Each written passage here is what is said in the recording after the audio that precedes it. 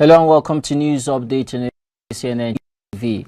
Following the launch of the much anticipated digital currency e-Naira, which is the first of its kind in Africa, our social justice experts have raised concerns. President Buhari had launched the e-Naira on Monday at Presidential Villa Abuja.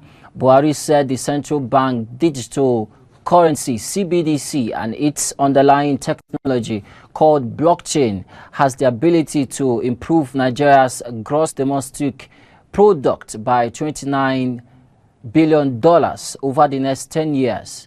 E-Naira, according to Buhari, would enable government to send direct payments to citizens eligible for specific welfare programs as well as foster cross-border trade. The digital currency has the capacity to ensure economic growth through better economic activities, increase remittances, improve financial inclusion, and make monetary policy more effective. But speaking on the issue, the lead director of Center for Social Justice, CJS, Eze Onyebere, faulted the launch of e-Naira. He lamented that newly launched e-Naira adds no spectacular value to the economy. He described the latest action of the government as cosmetic. The CJS lead director wondered what value the digital currency would add to the economy, asking if it is going to create jobs for the teeming youth, return the value of the Naira, inflation, or it's just one of those formal things that doesn't hold substance of the challenge of the Nigerian economy.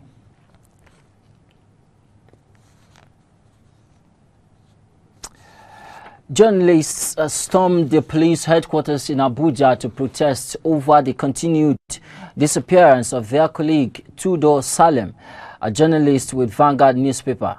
Mr. Salem, who is a native of Tiv, Benue State, covers the House of Representatives. He was last seen on October 13, 2021. The NUJ chapter in Abuja had earlier raised an alarm over his sudden disappearance. They asked the police and DSS to help unravel the mystery surrounding Mr. Salem's whereabouts. However, during the protest at the police headquarters in Abuja, police PRO addressed the crowd, saying efforts are ongoing to locate Mr. Salem and assured that the Inspector General of Police, IGP Usman Baba, is interested in the case and would see it to the end.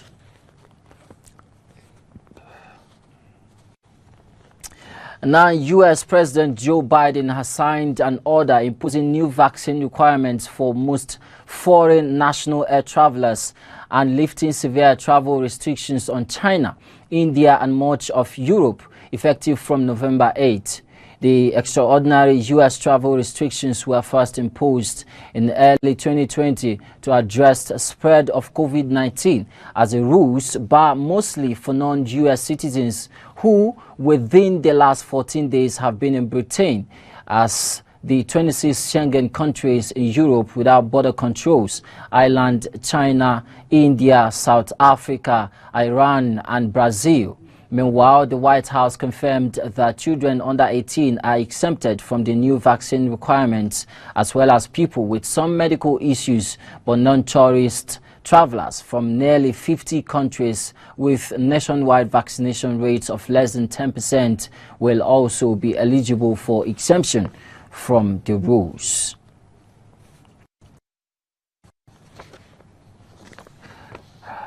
Sudanese British billionaire businessman and chairman of Mo Ibrahim Foundation, Mohammed Ibrahim, has condemned the coup d'etat which took place in Sudan, prompting Sudanese top general to earlier declaring a state of emergency, dissolving the leaders of the country's democratic transition, and announced the formation of a new government.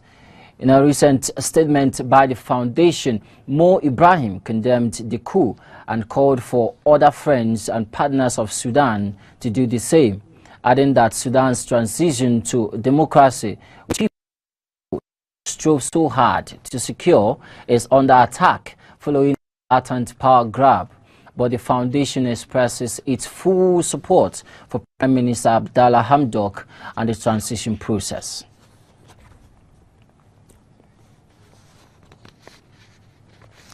And now on sports, Manchester United's board have drawn up a short list of 4 managers as potential replacements for Ole Gunnar Solskjaer. Zidane and Antonio Conte are both leading the race to replace the 48-year-old. But United are also considering Leicester City's Brendan Rodgers and Erik ten Hag of Ajax. Solskjaer's future is the subject of intense speculation following a 5-0 thrashing in the hands of Liverpool on Sunday. The Norwegian may be in his final days as United manager. The club have drawn up a 4-man shortlist of potential successors, including out-of-work pair Conte and Zidane, as well as Rodgers and ten Hag, who they would need to lure away from their current clubs.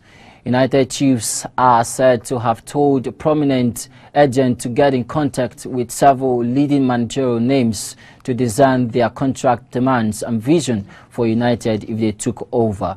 The Red Devils are, however, reluctant to sack Solskjaer, having handed him a 3-year contract extension in July.